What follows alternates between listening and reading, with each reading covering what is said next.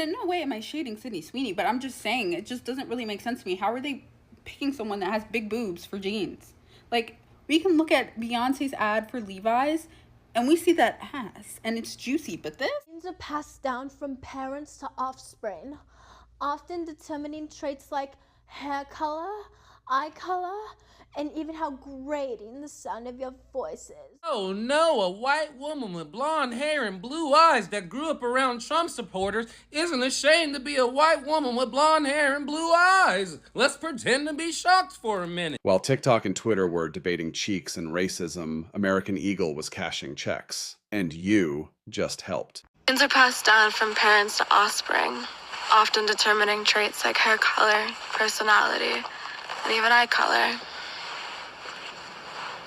My jeans are blue.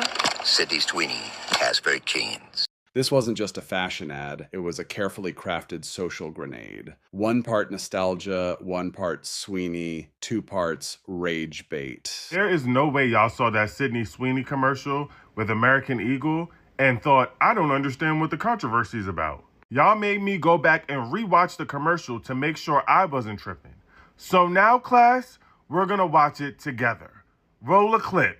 Genes are passed down from parents to offspring, often determining traits like hair color, personality, and even eye color. My jeans are blue. Sydney Sweeney, Casper jeans. They had a blonde hair, blue-eyed, white woman sit in front of a camera and play with the words Jean with a J and jeans with a G. And then said, Sydney Sweeney has great jeans. And y'all don't see nothing wrong with that? There's this guy in history, his name is losing me, who used that same ideology to unalive groups of people, stating that people with that genetic makeup were superior.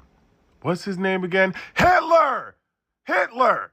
And you cannot convince me that all the people that needed to approve this commercial before it aired, including her who sat in front of the camera and said it, none of them thought that this could be mildly problematic. Even mildly. At this point, we just going for anything. Y'all just cool with whatever. Okay. All right, let's unpack this for a second. And yes, I came wearing a bulletproof vest, not for protection from bullets, but from comment section casualties. So fire away, the joke's on you.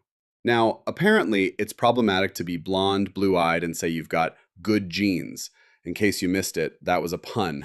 Jeans, yeah, wordplay, not war propaganda, or maybe it is. Who knows? I'm over-caffeinated anyway. But hey, honest question. If she had brown eyes and brunette hair but was still white, would that have made it better? No? Still offensive? You know what? Forget I asked. Let's check out the other side of the outrage, shall we? About the Sydney Sweeney American Eagle controversy is people are like, oh, they knew exactly what they were doing. They knew exactly what message they were putting out there. So you're telling me they were intentionally putting out this message, right? And they're like, yeah, we're going to tell everyone, ooh, white people are like the best. And nobody's gonna catch that. People are like, they're doing subliminal messaging. Do you know what subliminal means, bro? This would be domliminal messaging. Like, you understand when companies do subliminal messaging, they do it in ways where morons like you wouldn't be able to catch on. We would not be dealing with like a mass hysteria of everyone being like, oh my gosh, this is exactly what they're saying. All they did was take Gen Z's accessible it girl and put her in a jeans ad. She was like, woohoo, I'm attractive due to genetics, jeans, I'm wearing jeans, blue jeans, get these jeans. It's quite simple. I'm telling you, if you're being subliminal messaged, what are they saying to you? Are you that much of a loser where you're gonna look at a Sydney Sweeney ad and be like, what, they're saying she has good genes and I don't look like her, so I must be unattractive. Oh, I don't deserve to live. People like you make me sick. Like, legit, like, what are we even talking about, bro? Like, I'm sorry, bro, for some reason today, I can't do this whole internet, everything's a problem, there's something within everything stuff right now. Okay, wait, did anyone else feel like that dude was just a little too harsh? Like, bro, calm down. You made me put down my coffee mug, and I don't like that. That mug was full of peace. Now I'm holding a grudge. Also, what in the world is dominant messaging? Is that when someone tries to dominate your subconscious while gaslighting your common sense? I don't know, but it sounds like a TikTok buzzword with a personality disorder. Anyway, look, he might have a point, depending on which side of the aisle you're yelling from. As for me, I'm on the side that educates both sides of the aisle, while casually throwing shade at both. I guess that means I'm the bus driver. Anyway, guess what? This whole Sydney Sweeney drama, yeah, it doesn't just have two sides. It's got three. But before we start following the money trail, Let's roll the next clip. But one thing I don't see a lot of people saying is, these jeans are completely ill-fitting. Like, every pair of jeans she has on, like, these don't look good. Also, she said for confidence boost, she eats a chocolate chip cookie. And also I noticed in most of the ads, they're like zooming past, like the shots of her, this area is super fast. Like, it was so hard for me to get these screenshots. I'm very confused on why American Eagle chose the tit girl instead of choosing the ass girl. Because, like, it doesn't make sense. And also, yes, I know that they're advertising to women, which also doesn't make sense. But if anything, I feel like maybe they could have, like, altered the jeans to fit her properly so they don't, like, sag in the back. I don't understand this marketing campaign. I guess it's to get people to talk about American Eagle. And in no way am I shading Sydney Sweeney, but I'm just saying it just doesn't really make sense to me. How are they picking someone that has big boobs for jeans? Like, we can look at Beyonce's ad for Levi's and we see that ass and it's juicy, but this? Okay, that was weird to watch. So let me get this straight. If you're busty, that means you're not allowed to wear jeans or advertise them or even look at denim without offending the internet? Like, does she know women who wear jeans come in different sizes? You know what? Let me sip my coffee. What do I know? I mean, that's the whole reason women, even black women, get BBL surgeries. Okay, fine, I'll drop it. Anyway, America's basically a hornet's nest duct taped to an echo chamber. Everyone's buzzing, everyone's stinging, and 1% is thinking. Literally. But this next clip, this is where it gets good. Because while people were out here debating booties and eugenics, the company behind it was printing money like a side hustle. Watch this. It's capitalism doing a mic drop. They are not trying to sell jeans to women. They are trying to sell stock to men.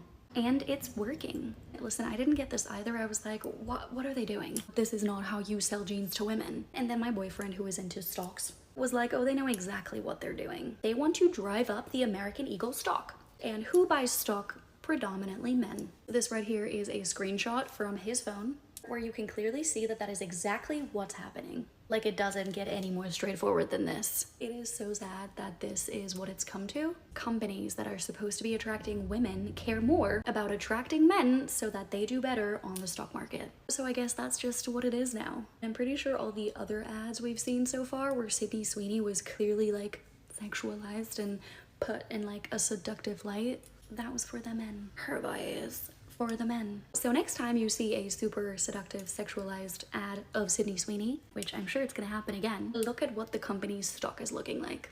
Because I guarantee it will be going up. Again, plus 18.93%.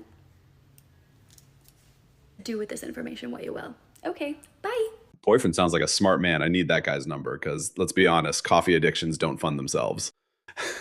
But seriously, this right here is where the money trail leads. Traditional marketing is dead. Nobody's buying from billboards anymore. They're buying from backlash. We've entered the era of ragebait economics. Brands, influencers, even politicians, they've all figured it out. You don't need everyone to love you. You just need enough people to lose their minds in your comment section. Andrew Tate did it. Bonnie Blue did it. Trump did it. With a meme coin, no less. Doja Cat said, "Let me act like a demon real quick." Lil Nas X, my man gave Satan a lap dance. I drank 3 espressos just to emotionally recover. And Kanye? Kanye's got a season pass to controversy. So yeah, America, next time something triggers you before you post that think piece or start a thread war, ask yourself, who's cashing in on this? Now, here's what I need from you. Drop your thoughts in the comments, real ones only, and don't waste your time complimenting my voice. This is what years of caffeine dependency and late-night existential spirals will do to a man. Use that time to do something constructive, like invest in this company's stock. Or better yet, hit that like button, subscribe, and help me afford my next cup. I'm Glenn Johnson, reminding you that nothing's sacred. Hey, Theodore, are we out of espresso? Oh crap, I'm still recording.